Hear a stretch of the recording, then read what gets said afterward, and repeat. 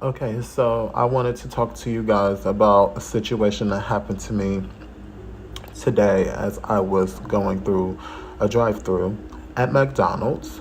And it just really sparked something in me that really made me want to have this conversation. So I'm here doing the first episode of At Danger Said video series. Just a few videos that to inspire and change the dynamic of, how people think of real life situations. So here's for episode 1.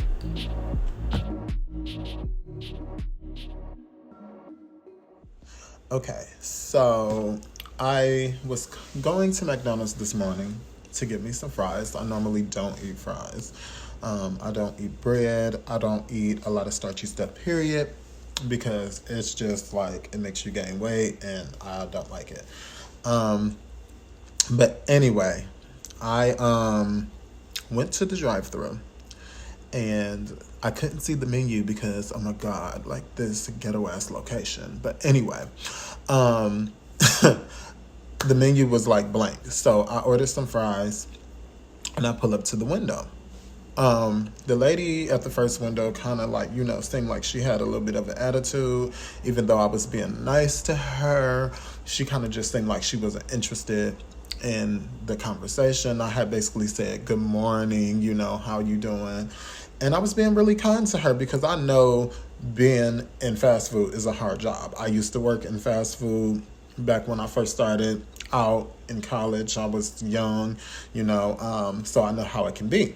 So I was basically being nice to her, but she just didn't seem like she was giving the same energy off. So I just left it there, honey. I pulled off. I said, have a good day. She said, have a good day. So I guess at that point, it kind of seemed like it was getting somewhere. Well, I get to the next window, and before I can even fully pull up to the window, all I hear is, oh, hell no. Like, because I guess my voice is deeper than I look. And I'm used to this. I'm used to this type of shadiness. The part that really bothered me, though, is that that's the first thing you hear when you pulling up to a window. So I couldn't even control my response. My first response was, is there a problem? And like the one girl, the first girl who I heard, she automatically takes offense. Like, ain't nobody say nothing about you. What are you talking about? Da, da, da, da, da, da. I'm like, hold on. Now, the manager girl, who also looks to be, of the community, she's black. They all black women. And then two other girls that were like right there, they turned around as well, looking towards me. And so now here's the light skinned girl talking about some big girl. She's like, ain't nobody say nothing about you. What are you talking about? I was like, the first thing all I hear when I'm pulling up is, oh, hell no. And I just was wondering, is there a problem? Did I do? Is there something wrong? Like, what's the issue or whatever? And she was like, you need to be more secure. Secure? You beefing with yourself. You having a bad day? Child, in response to her, I said, listen, I'm not beefing with myself. I'm good. I'm not having a bad day. I'm actually having a wonderful day. And far as security goes, I'm very secure, darling. I have my moments, but I'm very secure. I just didn't understand why when I was pulling up to the drive-thru, the first thing I'm hearing is, oh, hell no, as if it's a problem. The first people who tend to hate on people like me tend to be surprisingly black women. I have spent my whole life really fighting for black women, and as a close relative to them, I just feel like I've always received, and other people that I've known have received shade from them. It's in the black community that wants to be so conservative without even being built on conservative values and morals. I've seen so much hatred from women of color onto gay men of color, or gay people, or trans people, or LGBT people of color, period. And it just always amazed me that that is a dynamic when we are the last people who should be against each other. And so she tried to like stir off the conversation, but I brought it right back. I was like, no, the fact of the matter is, you're beautiful, I'm beautiful. We're not in competition, nor are we better than each other. I go hard for women, and it just really makes me feel a certain type of way when I feel like I'm being shaded by women of color, especially. And so, that like really blew me. And so the one girl who was in the middle, who looked to be a manager and who also looked to be LGBT, but was a part of the cackling and keying, because I guess she was surrounded by, shadiness, and I guess she decided to be a part of it. And that really insulted me as well, which also happens, but that's another video. She goes, just give him his food. We on our timer, blase skip, and it is what it is. I'm like, wow. I'm like, you know what? Y'all are beautiful. I love y'all. I hope y'all have a wonderful day. I will be back up and through here.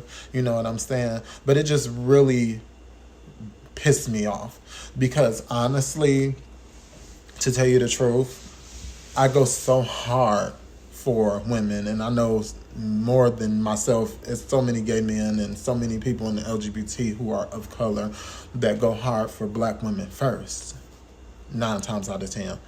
And to have those people shade my people and me personally, it just really pissed me off, because it just is something about how seeing people you go hard for and know you go hard for and should be in tune with.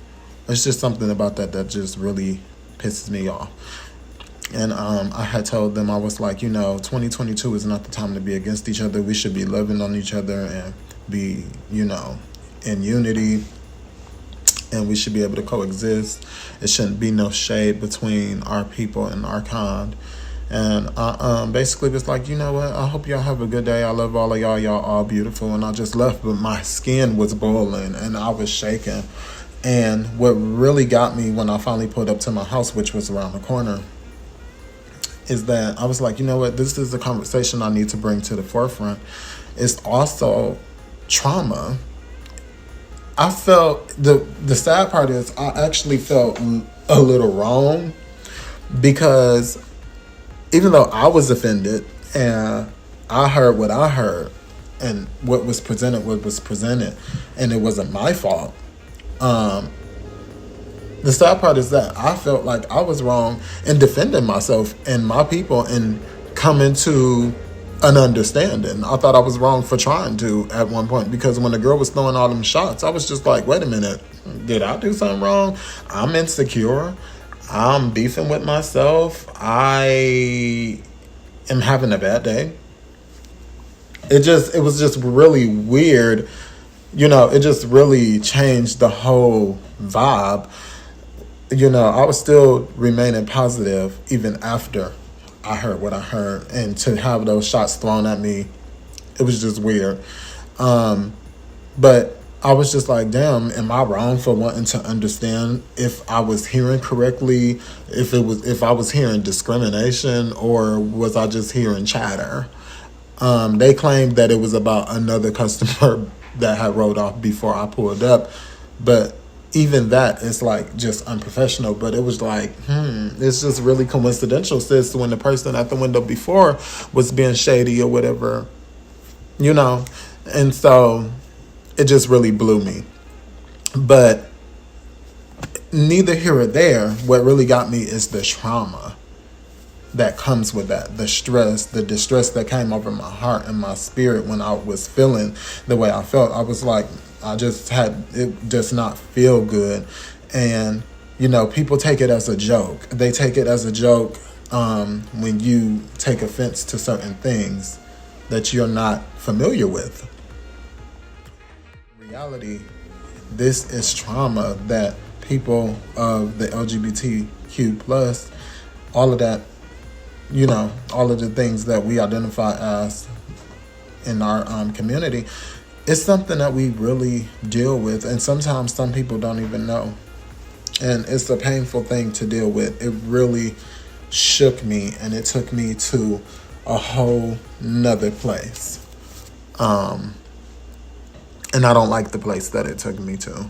And I just hope that we get to a place where that's not a thing. And I just hope that people really get to a place where they really take into account that LGBT people are human people. And rather than say we are beefing or insecure within ourselves or wanting to be who we are not and all of that when it comes to trans rights and everything else, I just feel like people should really look at us as people and think about the bullshit that we have dealt with for so long. You know, it's easy to say, oh, black people done dealt with slavery. They deal with their rights being this and they deal with their rights being that. But it's so hard, you know, for people to look at LGBT people and say, you know what, they've been dealing with some shit too.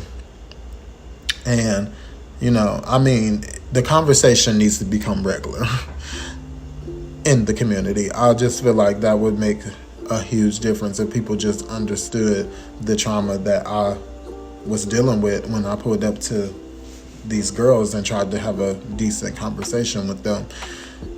Because, you know, I just hope that after I pulled off, they was like, you know what?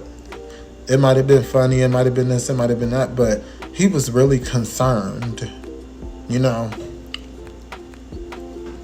He was really concerned, and I understand why, because look at what gay people have to deal with and LGBT people have to deal with. So I just thought I would share that with y'all, and tell me what y'all think in the comments below.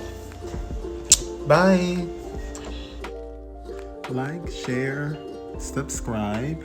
Thank you so much for watching.